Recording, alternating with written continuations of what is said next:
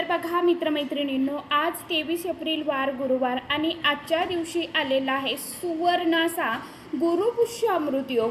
गुरु म्हणजे ज्ञान, मार्गदर्शन आणि गुरुकृपा आणि पुष्य नक्षत्र म्हणजे वाढ, समृद्धी आणि शुभता. जेव्हा हे दोन्ही एक योग जे आहेत तर ते एकत्र येतात ना, तर त्यावेळी तो दिवस अतिशय अत्यंत खूप खास आणि शक्तिशाली तितकाच महत्त्वाचा बनतो. कारण बघा, शास्त्रानुसार हा योग इतका प्रभावी असतो की या दिवशी केलेलं कार्य दीर्घकाळ टिकतं आणि त्याचं फळ कितीतरी अधिक पटीने आपल्याला वाढत असतं. गुरुपुष्य अमृत योगाच्या दिवशी घरातील नकारात्मकता दूर करण्यासाठी आणि पितृदोष शांत करण्यासाठी, त्याचप्रमाणे माता लक्ष्मीचं आगमन आपल्या घरामध्ये व्हावं यासाठी अनेक जण मोठमोठे हवन यज्ञ करतात. परंतु प्रत्येकाच्या घरी ते शक्य होत नाही. म्हणूनच मी आज तुम्हाला एक अतिशय अत्यंत असा साधा सोपा परंतु प्रभावशाली उपाय सांगणार आहे, जो केल्याने तुम्हाला हवन केल्याचं पुण्यफळ जे आहे तर ते प्राप्त होतं. हा उपाय संध्याकाळी आपल्याला कापुरासोबत एक वस्तू जी आहे तर ती जाळायची आहे. हा उपाय इतका प्रभावी मानला जातो ना, की ज्या घरात हा उपाय पूर्ण मनापासून आणि श्रद्धेने केला जातो त्या घरातील वादविवाद कमी होतात, कुटुंबामध्ये एकत्रता, शांतता निर्माण होते. त्याचबरोबर आपल्या ज्या काही आर्थिक अडचणी आहे पैशाविषयीच्या, त्या हळूहळू कमी होऊ लागतात आणि सर्वात महत्त्वाचं म्हणजे घरात सकारात्मक ऊर्जा जी आहे तर ती संचार करत जाते. जर तुमच्या घरामध्ये सतत भांडण होत असतील, नवरा बायकोमध्ये वाद होत असतील, आपलं म्हणणं मुलं ऐकत नसतील किंवा काही ना काही कारणाने मन अस्वस्थ राहत असेल, तर हा उपाय तुमच्यासाठी अतिशय अत्यंत खूप खास आणि महत्त्वाचा आहे. कारण बघा, काही वेळा आपल्याला वाटतं की सगळं ठीक आहे, परंतु घरात एक अदृश्य नकारात्मक ऊर्जा असते जी हळूहळू आपल्या प्रगतीला अडवते. आणि इथे स्वामी महाराजांची कृपा ही खूप महत्त्वाची असते बरं का. कारण श्री स्वामी समर्थ महाराज नेहमी आपल्याला म्हणत असतात, त्यांचं एक वाक्य आहे की भिवू नकोस, मी सदैव तुझ्या पाठीशी आहे. जेव्हा आपण पूर्ण श्रद्धेने आणि विश्वासाने काही करतो त्यावेळी स्वामींची अदृश्य शक्ती आपल्याला साथ देत असते, नाही का. त्यामुळे आज तो उपाय मी तुम्हाला सांगणार आहे. तो फक्त एक साधा उपाय नाही, तर आपल्या स्वामी महाराजांच्या कृपेने चालणारा उपाय आहे. म्हणूनच आज या गुरुपुष्य अमृत योगांच्या दिवशी हा उपाय प्रत्येकाने आपल्या घरामध्ये करायलाच हवा. हा उपाय करण्यासाठी योग्य वेळ कोणती आहे हे देखील मी तुम्हाला व्हिडिओमध्ये सकाळच्या वेळी आपल्याला हा उपाय करायचा आहे. तर आता कोणत्या वेळेमध्ये आपल्याला हा कापूर प्रज्वलित करायचा आहे आणि कापुरासोबत नेमक्या कोणत्या वस्तू आपल्याला जाळायच्या, आज या व्हिडिओमध्ये मी तुम्हाला कापुरासोबत कोणत्या वस्तू आपल्याला जाळायच्या आहे आणि हा उपाय कशा पद्धतीने करायचा आहे याविषयीची संपूर्ण माहिती आजच्या या नवीन व्हिडिओमध्ये मी तुमच्याबरोबर शेअर करणार आहे. त्यामुळे तुम्ही हा व्हिडिओ स्किप न करता शेवटपर्यंत नक्की बघा. चॅनलवरती तुम्ही जर हा व्हिडिओ पहिल्यांदा बघत असाल तर चॅनलला आवर्जून सबस्क्राईब करा आणि असेच नवनवीन माहितीपूर्ण व्हिडिओ बघण्यासाठी समोरील बेल आयकॉनलाही प्रेस करा. त्यामुळे काय होईल, जेव्हा कधी मी नवीन व्हिडिओ अपलोड करेल तर सर्वात अगोदर त्याचं नोटिफिकेशन तुम्हाला मिळेल आणि तुम्ही एकही व्हिडिओ मिस करणार नाही. कमेंट बॉक्समध्ये श्री स्वामी समर्थ किंवा ओम नमो भगवते वासुदेवाय नमः हा मंत्र सर्वांनी आवर्जून लिहा. व्हिडिओला जास्तीत जास्त लाईक करा. तर बघा मित्रमैत्रिणींनो, आता हा उपाय आपल्याला कोणत्या वेळेमध्ये करायचा आहे, खास करून संध्याकाळी माता लक्ष्मी येण्याची वेळ असते ना, 6 वाजल्यापासून तुम्हाला रात्री 12 वाजेपर्यंत हा उपाय जो आहे तर तो करू शकता. तर संध्याकाळी 6 ते 9:30 या वेळेमध्ये खास करून हा उपाय करण्याचा जास्त प्रयत्न करा. कारण ही वेळ माता लक्ष्मीच्या आगमनाची मानली जाते आणि या वेळेला वातावरणामध्ये सकारात्मक लहरी ज्या आहे ना तर त्या खूप जास्त प्रमाणामध्ये ॲक्टिव्ह झालेल्या असतात. आणखी एक महत्त्वाची गोष्ट, हा उपाय करताना तुमच्या मनामध्ये पूर्ण श्रद्धा आणि विश्वास, भाव, भक्ती असायला पाहिजे. फक्त फक्त कृती करून उपयोग नाही. मनामध्ये स्वामींचं नामस्मरण करा किंवा तुम्ही ज्या गुरूंना मानता त्या गुरूंचं स्मरण करा. भावना असणं खूप गरजेचं आहे. आता समोर बघा की हा उपाय नेमका कसा करायचा, कोणती वस्तू कापुरासोबत जाळायची आणि त्यामागचं आध्यात्मिक कारण काय असणार आहे. तर हा उपाय सुरू करण्यापूर्वी सर्वात महत्त्वाची गोष्ट म्हणजे घरातील वातावरण शुद्ध आणि शांत असणं गरजेचं आहे. कारण जेव्हा आपण कोणताही आध्यात्मिक उपाय करतो त्यावेळी त्या क्षणी आपल्या घरातील प्रत्येक कोपऱ्यात सकारात्मक ऊर्जा निर्माण होत असते आणि हीच ऊर्जा आपल्याला अपेक्षित फळ देते.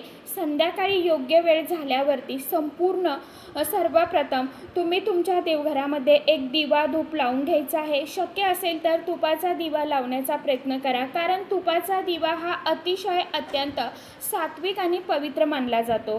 दिवा लावल्यानंतर धूप अगरबत्ती लावा आणि मनोभावे स्वामींचं नामस्मरण करा. श्री स्वामी समर्थ, श्री स्वामी समर्थ, श्री स्वामी समर्थ या मंत्राचा जप करा. यावेळी मनात एकच भावना ठेवा की स्वामी, आज मी जो काय उपाय करत आहे ना तो तुमच्या कृपेने यशस्वी होऊ द्या. माझ्या घरातील जी काही अडचणी, अडथळे, दुःख, दारिद्र्य आहे, गरिबी आहे तर ती दूर करा. अशी प्रार्थना मनोभावे आपल्याला स्वामींना करायची आहे आणि त्या कार्याला वेगळी शक्ती मिळते बरं का. यानंतर घराचा मुख्य दरवाजा आणि खिडक्या थोड्या वेळासाठी का होईना आपल्याला उघड्या करून ठेवायच्या आहे. यामागे एक महत्त्वाचं कारण आहे की जे आपण कापुराचा धूर तयार करतो त्यावेळी तो नकारात्मक ऊर्जा बाहेर काढण्याचं काम करत असतो आणि नवीन सकारात्मक ऊर्जा घरामध्ये येण्यासाठी मार्ग मोकळा करतो. आता उपायासाठी लागणाऱ्या ज्या काय वस्तू आहेत तर त्या तुम्हाला सांगते बघा. एक छोटंसं मातीचं भांडं घ्यायचं आहे. तुमच्याकडे मातीची पंती असेल तर ती घेतली तरी देखील चालणार आहे, कारण मातीच्या भांड्याला विशेष धार्मिक महत्त्व असतं. त्या भांड्यामध्ये तुम्हाला थोडंसं अखंड तांदूळ ठेवायचे आहेत. तर लक्षात घ्या, तांदूळ जे आहेत तर ते अखंडच घ्या, म्हणजे तुकडा झालेले तुटलेले घेऊ नका, कारण अखंड तांदूळ पूर्णत्व आणि समृद्धीचं प्रतीक मानलं जातं. त्या तांदूळावरती तुम्हाला 3 भीमसेनी कापराच्या वड्या ठेवायच्या आहेत. याआधी कापूर वड्या आधी थोड्या तुपामध्ये तुम्हाला त्या भिजून घ्यायच्या आहे. भिजवलेला कापूर अधिक सात्विक आणि पवित्र मानला जातो आणि याचा धूर अधिक प्रभावी ठरतो. यानंतर या कापुरासोबत तुम्हाला फूल असलेल्या 3 लवंगा घ्यायच्या आहे. यानंतर व्याध आहे, वेलची म्हणजे वेलदोडे ते घ्यायचे आहे, कारण की वेलचीचा सुगंध हा वातावरण शुद्ध करण्यासाठी खूप महत्त्वाचा आणि प्रभावी मानला जातो. यामुळे सकारात्मक ऊर्जा आपल्या घरामध्ये वाढण्यास मदत होते. आता या सगळ्या वस्तू ठेवताना एक गोष्ट कायम लक्षात ठेवा. प्रत्येक वस्तू ठेवताना मनामध्ये स्वामींचा जप करायचा आहे किंवा तुम्ही ज्या गुरूंना गुरु मानता त्या गुरूंचं तुम्हाला नामस्मरण करायचं आहे. त्याचप्रमाणे एक तुम्हाला दालचिनीची स्टिक ठेवायची आहे, एक तेजपान ठेवायचं आहे. यानंतर एक अतिशय महत्त्वाचा टप्पा म्हणजे तुम्हाला तुमच्या उजव्या हातामध्ये थोडेसे काळे तीळ घ्यायचे, कारण की बघा, काळे तीळ हे शास्त्रानुसार अत्यंत शक्तिशाली मानले जातात. त्याचबरोबर नजर दोषासाठी काळे तीळ जे आहेत तर ते प्रभावशाली मानले जातात. तसेच पितृदोष आणि नकारात्मक ऊर्जा दूर करण्यासाठी काळे तीळ हे घेतल्यानंतर तुम्हाला ते तुमच्या घरातील प्रत्येक व्यक्तीवरून ओवाळून घ्यायचे आहेत. डोक्यापासून ते खाली पायापर्यंत 7 वेळा हे उतरवायचे आहे. मनामध्ये तुम्हाला स्वामींचं नामस्मरण करायचं आहे. जर घरामध्ये सर्वच जण उपस्थित नसतील तर तुम्ही त्यांच्या नावाने ही प्रक्रिया जी आहे तर ती करू शकता, कारण भावना पोचते आणि महाराजांच्या कृपेचं फळ देखील आपल्याला प्राप्त होतं. यानंतर हेच तीळ तुम्हाला तुमच्या घराच्या मुख्य दरवाजावरून सुद्धा ओवाळून घ्यायचे, कारण मुख्य दरवाजा हा आपल्या घराचा ऊर्जा प्रवेशद्वार असतो. इथूनच आपल्या घरामध्ये वाईट ऊर्जा किंवा चांगली ऊर्जा जी आहे तर ती येते. सर्व झाल्यानंतर ते तीळ कापुराच्या भांड्यामध्ये टाका आणि जर तुमच्याकडे काळे तीळ नसतील तर मग तुम्ही थोडीशी काळी मोहरी किंवा पिवळी मोहरी घेतली तरी देखील चालणार आहे. आता समोर बघा, या उपायांचा सर्वात महत्त्वाचा आणि प्रभावी भाग म्हणजे इथेच लोक चूक करतात, कारण आता तुम्हाला एक अशी वस्तू वापरायची आहे जी थेट तुमच्या इच्छेशी जोडलेली ठेवलेली आहे, जी तुमचं नशीब बदलू शकते आणि कापुरासोबत जाळल्यानंतर इच्छा स्वामी महाराजांपर्यंत पोचते। आता इथे येतो या उपायांचा सर्वात गूढ आणि प्रभावी भाग। तुम्हाला एक तमालपत्र घ्यायचं आहे सांगितल्याप्रमाणे, त्यावरती तुम्हाला तुमची जी काय इच्छा असेल तर ती लिहायची आहे। हे वेगळं तेजपान घ्यायचं आहे आणि त्यामध्ये तुम्हाला टाकायचं आहे। आता तेजपानाला तुम्हाला देठ असलेलं पान घ्यायचं आहे, कारण की तेजपानाच्या देठामध्ये माता लक्ष्मीचा सूक्ष्म वास असतो आणि म्हणूनच अनेक पूजामध्ये तांत्रिक क्रियामध्ये याचा वापर जो आहे तर तो केला जातो। हे तेजपान जे आहे तर ते तुम्हाला तुमच्या हातामध्ये घ्यायचं आहे। तुमच्या मनातील जी काय इच्छा असेल तर ती व्यक्त करायची आहे आणि तुम्हाला एक स्वच्छ तमालपत्र घ्यायचं, फाटलेलं तुटलेलं घेऊ नका, छिद्र पडलेलं घेऊ नका आणि लक्षात ठेवा एकच इच्छा तुम्हाला लिहायची आहे। घरातील पैशांची अडचण दूर व्हावी किंवा मग नोकरी व्यवसायात यश मिळावं, मुलांची प्रगती व्हावी, घरामध्ये शांतता यावी, जे काही तुमच्या मनामध्ये इच्छा आहेत तर ती इच्छा तुम्हाला लिहायची आहे। इच्छा लिहित असताना तुम्हाला हिरवा पेन वापरायचा आहे आणि तुम्हाला लिहायची आहे, कारण की त्यामुळे इच्छा अधिक प्रभावीपणे व्यक्त होते। पण इथे एक गोष्ट महत्त्वाची आहे, इच्छा लिहिताना ती वर्तमान काळात लिहा। उदाहरण म्हणजे मला पैसे मिळू दे असं लिहू नका, त्याऐवजी माझ्या घरी धनप्राप्ती होत आहे, माझ्याकडे पैसा येत आहे आणि मी खूप सुखी समाधानी आहे, मी माझ्या जीवनामध्ये आयुष्यामध्ये खूप समाधानी आहे, खूप सुखात आहे, आनंदात आहे, अशा प्रकारे आपल्याला आपल्या मनामध्ये फील करायचं आहे। ज्यावेळी आपण वर्तमान काळात इच्छा व्यक्त करतो त्यावेळी ती ऊर्जा अधिक वेगाने कार्य करते। आता मात्र हे तमालपत्र हातात घेताना तुमच्या मनात एकच नाव असलं पाहिजे महाराजांचं आणि नाम घेत असताना तुमची इच्छा मनात स्पष्टपणे बोला, जणू काही तुम्ही स्वामींसमोर बसून त्यांना सांगत आहात। स्वामी तुमचं म्हणणं ऐकत आहे, मनापासून बोला। इथेच खरी गोष्ट आहे, जेव्हा भक्त मनापासून स्वामींना हाक मारतो त्यावेळी स्वामी कधीच रिकाम्या हाताने भक्तांना पाठवत नाही। आता यानंतर कापुराला प्रज्वलित करा। कापूर पेटवल्यानंतर त्या जळत्या कापुरामध्ये तुम्हाला हे तमालपत्र तेजपान जे आहे तर ते जाळायचं आहे। इच्छा तुम्हाला मनामध्ये परत बोलायची आहे, त्या धुराकडे तुम्हाला एकटक बघायचं आहे। मनात इच्छा ठेवा, माझी इच्छा स्वामींपर्यंत पोहोचत आहे, माझं काम पूर्ण होत आहे। हा क्षण खूप शक्तिशाली असतो, कारण या क्षणी तुमची भावना, तुमची श्रद्धा आणि स्वामींची कृपा हे तीनही एकत्र येतात। आता हे तेजपान जळून गेलं, त्यानंतर ते भांडं तुम्हाला उचलायचं आहे आणि त्या कापुराचा धूर जो आहे ना तर तुम्हाला तुमच्या घरामध्ये फिरवायचा आहे। प्रत्येक खोलीमध्ये कानाकोपऱ्यामध्ये फिरवा। फक्त एक गोष्ट लक्षात ठेवा, बाथरूममध्ये हा धूर नेऊ नका।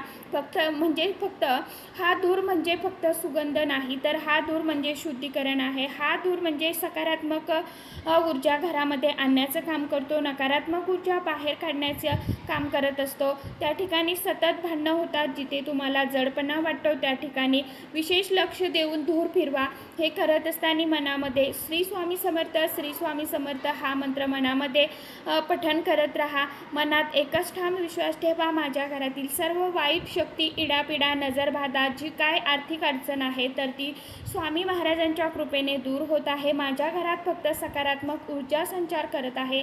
यानंतर हे भांडं तुमच्या मुख्य मेन दरवाजाजवळ आणायचं आणि उंबरठ्याजवळ काही क्षण ठेवायचं, कारण उंबरठा म्हणजे आपल्या घराचं संरक्षण बिंदू असतो, आपल्या घराचा मेन मुख्य केंद्रबिंदू मानला जातो। बाहेरची ऊर्जा आणि घरातील ऊर्जा भेटते आणि जेव्हा आपण एका ठिकाणी हा पवित्र धूर ठेवतो त्यावेळी तो एक प्रकारचा सुरक्षा कवच जो आहे तर तो तयार करत असतो।